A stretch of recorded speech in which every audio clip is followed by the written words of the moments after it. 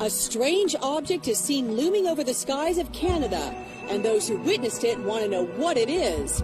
Marie and Tony Quigley saw this object floating in the sky the day after Christmas, so they got their video camera and started filming. At first they thought it was a weather balloon, but meteorologists from a nearby weather station say it was too late in the day for it to be one of theirs. They say it might have been a contrail from a jet. Whatever it is, the Quigleys were not the only ones who spotted it. There were multiple reports of an unidentified flying object hovering over skies of Prince Edward's Island.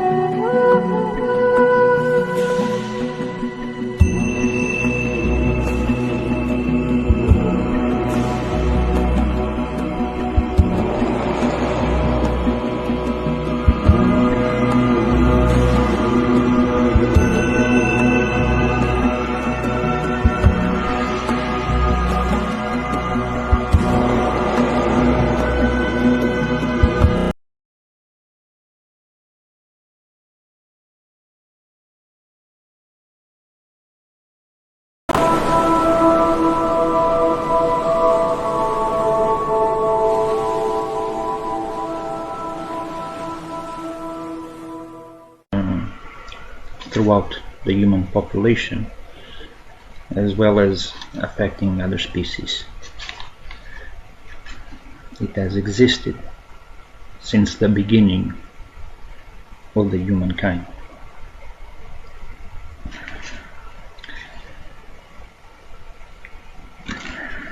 Cases have been reported in every country in the world, and it is a very elusive disease.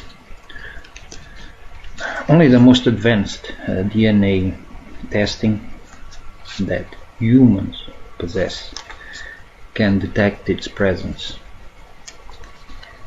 It is usually misdiagnosed and is often confused with more than 300 other symptoms of diseases. Once introduced into the bloodstream, a victim has 1 to 6 months to detect it, and then it is too late.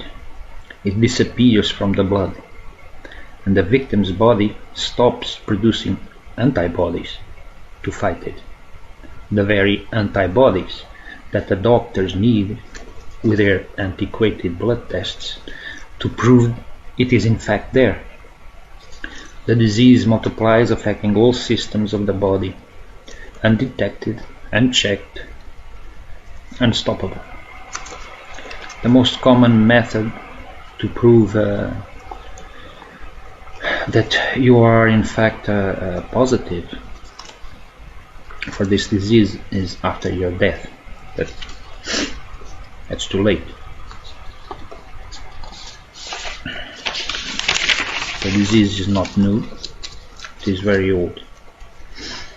It has a sister disease, but the disease I'm talking about is the evil older sister. Sinister, able to transform, to evade treatment, to hide, to protect itself, even able to kill you with the toxins it releases when it feels threatened, and when people are trying to cure it. The sister disease caused a crisis in the American medical system in the 1940s.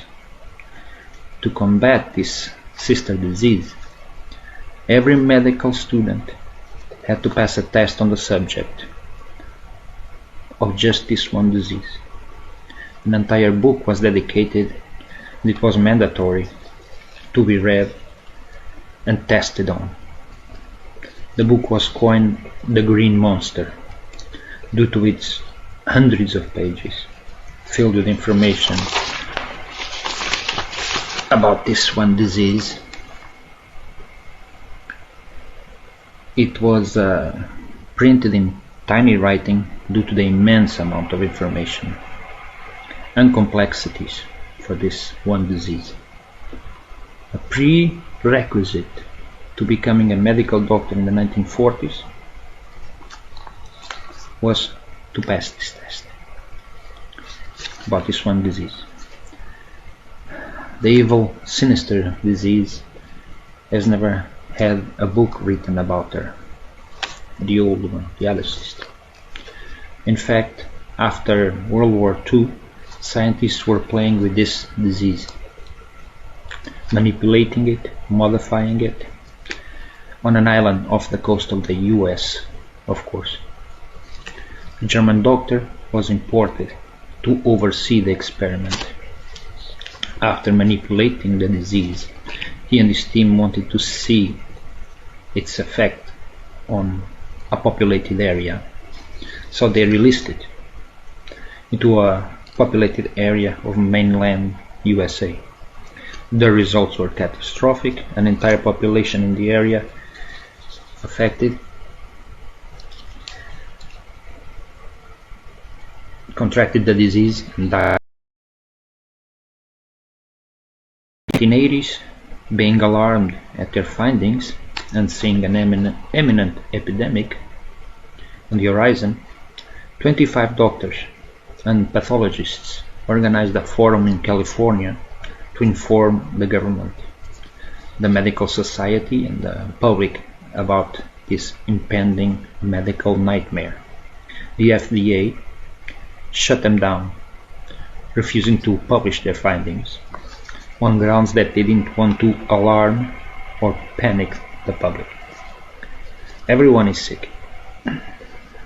It is undermining the health of every living being, causing so many varied symptoms and illnesses that a regular person, or doctor for that matter, can't make sense of it. Here's a case in view. A girl aged 4 contracts the disease, the infection.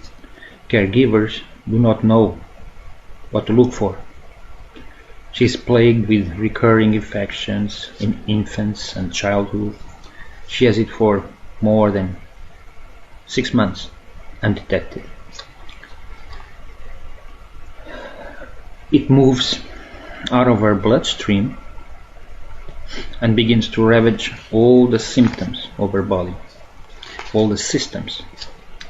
She gets older, being told that all her bizarre symptoms are normal and all her infections are her body's fault for not having a strong enough immune system. No one realizing that the disease has already compromised all her systems. She accepts her misfortune, and doctors tell her it's all in her head and reassure her that this is normal. Every cell in her body has been tainted.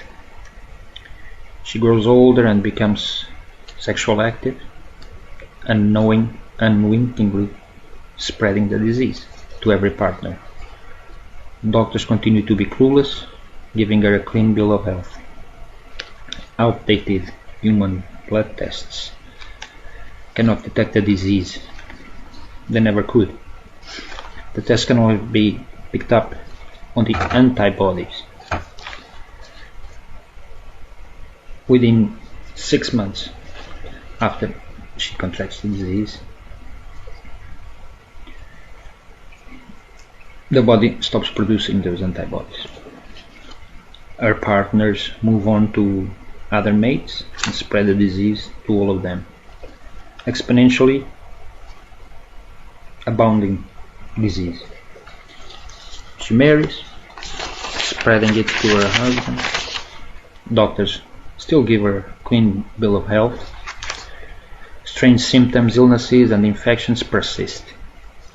They have children, and each child gets the disease congenitally. Doctors see symptoms but misdiagnosed them. This disease is extremely prolific and keeps carrying on generation after generation without being detected or treated. This is the recipe for a disaster, for an epidemic. And on it goes unchecked. Thousands of people are turned away from hospitals every day, patronized and belittled by the medical system, even though many know what's going on. The very system that we lay responsibility on for our health and safety. They are ignoring the victims on purpose. Diagnosing methods are all outdated. Nobody puts any research into this. And the disease is very smart because it was created twice. Victims are told that's all in their heads, and the doctors are at least partially right in this statement. However, horribly ironically, because it is eating away at your brain, causing brain damage, eating away your memories, your peace of mind, your sanity, all while you live a low quality of life in pain and suffering, different levels. But I'll get to that on the next video. This disease compromises your organs, your motor skills, giving way to seizures, convulsions, incurable infections, loss of mental health, eye problems, and on and on and on. Cancer, Parkinson's disease, everything. Remember, this is commonly misdiagnosed and confused with 300 other diseases, with all their varied ugly symptoms. Not only the diseases, but with their symptoms, so it never ends. To date, there are more than 130 strains of this disease known in North America, and more than 90 known strains in Europe. This disease destroys the immune system, and there systematically attacks the immune system. The rest of the bodily systems. This is a disease designed to shut the body down. It can look different from person to person depending on your personal genetic makeup. If you genetically have a weakened heart or a genetic heart the predisposition for disease, it will exploit this. It is an opportunistic, prolific disease. It is sinister.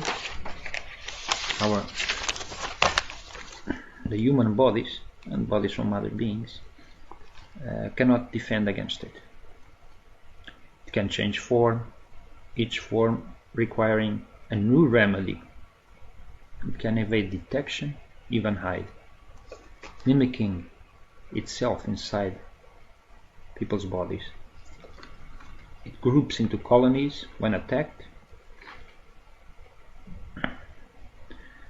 and secretes biofilm to protect itself. And if you manage to kill some of the disease causing pathogens, in their death they will try to take you down with them by releasing toxins that can cause a human to die from shock. But sadly, and in ignorance, most of the people stay not even aware that they have it. It is a disease that everyone has, and no one knows they have it. All beings on this planet have an underlying infection that is undermining everybody's health. The medical society, controlled by pharmaceutical companies which control governments, is choosing to ignore it.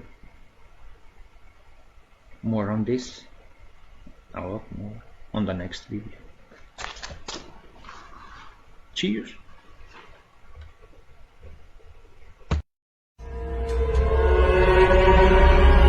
Something is always happening. But when it happens, people don't always see it, or understand it, or accept it. And then those who found themselves at the top of the pyramid were tempted to think that if they were so strong and exceptional, they knew better